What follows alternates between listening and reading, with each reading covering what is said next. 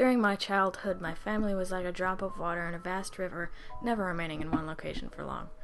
We settled in Rhode Island when I was 8, and there we remained until I went to college in Colorado Springs. Most of my memories are rooted in Rhode Island, but there are fragments in the attic of my brain which belong to the various homes we had lived in when I was much younger. Most of these memories are unclear and pointless. Chasing after another boy in the backyard of a house in North Carolina, trying to build a raft to float in the creek behind the apartment we rented in Pennsylvania, and so on. But there is one set of memories which remains as clear as glass, as though they were just made yesterday. I often wonder whether these memories are simply lucid dreams produced by the long sickness I experienced that spring, but in my heart, I know they are real. We were living in a house just outside the bustling metropolis of New Vineyard, Maine, population 643. It was a large structure, especially for a family of 3. There were a number of rooms that I didn't see in the 5 months we resided there. In some ways, it was kind of a waste of space, but it was the only house on the market at the time, at least within an hour's commute to my father's place of work.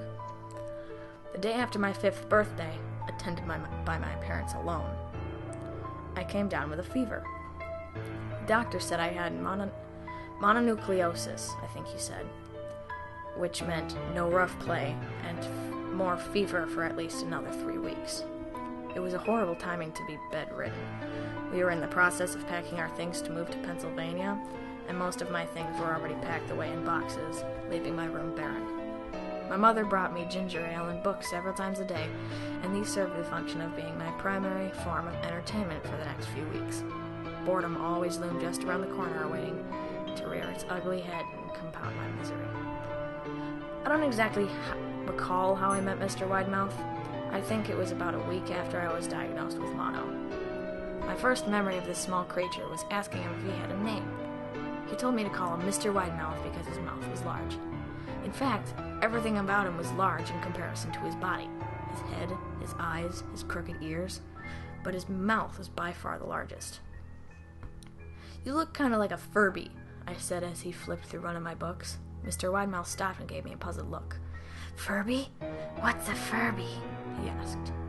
I shrugged. "You know, the toy, the little robot with big ears. You can pet them and feed them, almost like a real pet."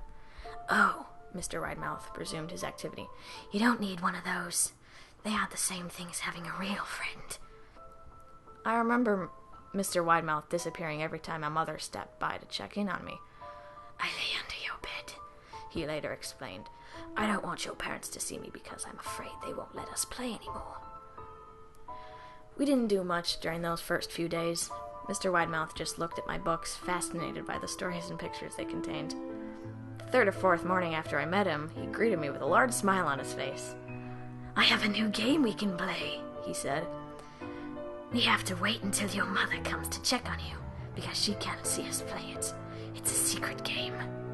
After my mother delivered more books and soda at the usual time, Mr. Widemouth slipped out from under the bed and tugged on my hand.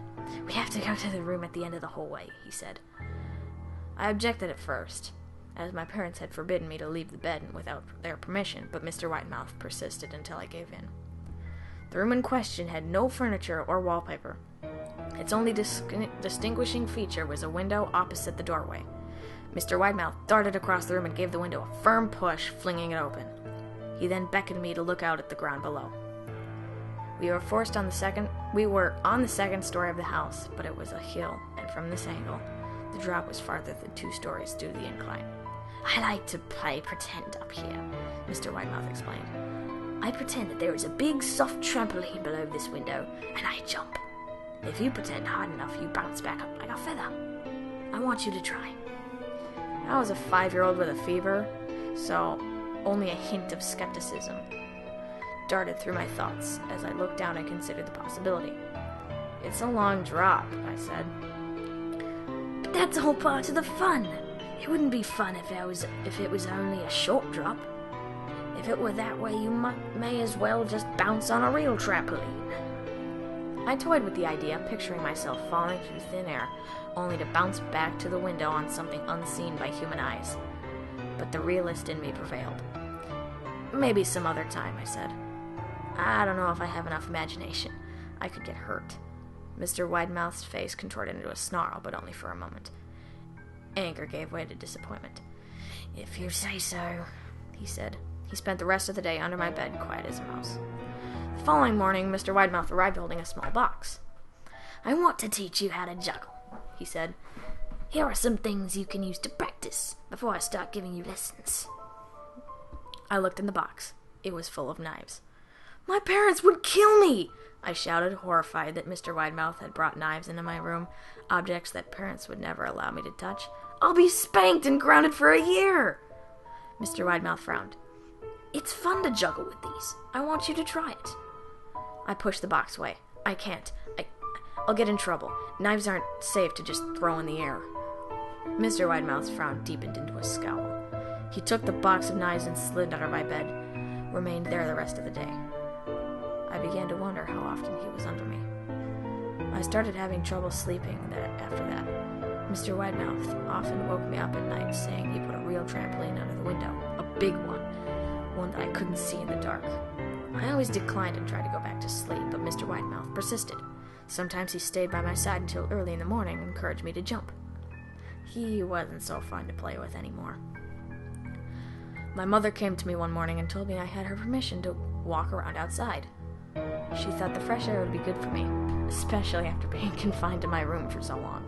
Ecstatic, I put on my sneakers and trotted out to the back porch, yearning for the feeling of sun on my face. Mr. Widemouth was waiting for me. "I have something I want you to see," he said. I must have given him a weird look because he then said, "It's safe, I promise." I followed him to the beginning of a deer trail which ran through the woods behind the house. "This is an important path," he explained. "I've had a lot of friends about your age. When they were ready, I took them down this path to a special place. You aren't ready yet, but one day, I hope to take you there." I returned to the house, wondering what kind of place lay beyond that trail. 2 weeks after I met Mr. Widemouth, the last load of our things had been packed into a moving truck. We would be seated in the cab of that truck, sitting next to my father for the long drive to Pennsylvania. I considered telling Mr. Widemouth that I would be leaving, but even at 5 years old, I was beginning to suspect that perhaps the creature's intentions were not for my benefit, despite what he had said otherwise. For this reason, I decided to keep my departure a secret. My father and I were in a truck at 4 a.m. He was hoping to make it to Pennsylvania by lunchtime tomorrow with the help of an endless supply of coffee and a 6-pack of energy drinks. He seemed more like a man who was about to run a marathon rather than one who was about to spend 2 days sitting still. "Early enough for you?" he asked. I nodded and placed my head against the window, hoping for some sleep before the sun came up. I felt my father's hand on my shoulder. "This is the last move, son, I promise. I know it's hard for you, as sick as you've been.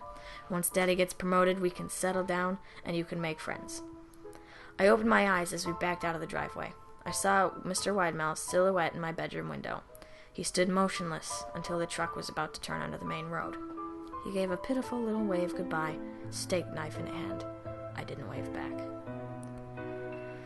Years later, I returned to New Vineyard.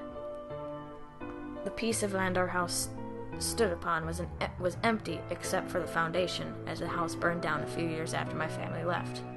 Out of curiosity, I followed the deer trail that Mr. Widemouth had shown me. Part of me expected him to jump out from behind a tree and scare the living bejesus out of me. But I felt that Mr. Widemouth was gone, so somehow tied to the house that no longer existed. The trail ended at the New Vineyard Memorial Cemetery. I noticed that many of the tombstones belonged to children.